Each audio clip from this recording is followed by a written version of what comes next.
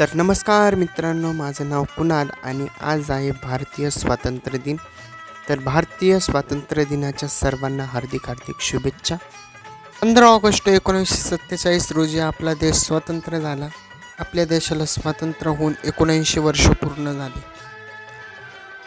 26 जानेवारी आणि 15 ऑगस्ट म्हणलं की प्रभात फेरी आलीच.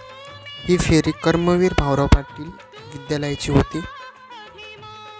आपल्याही सिद्धार्थ कॉलनीमध्ये परमपूज्य बोधिसत्व डॉक्टर बाबासाहेब आंबेडकरांच्या प्रतिमेचे अभिवादन करून ध्वजारोहण करण्यात आलं.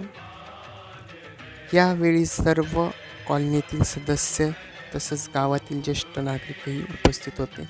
त्यानंतर मी आणि माझे दाजी आम्ही आलो प्राथमिक कर्मवीर विद्यालय तिथे ध्वजारोहण झालेलं होतं.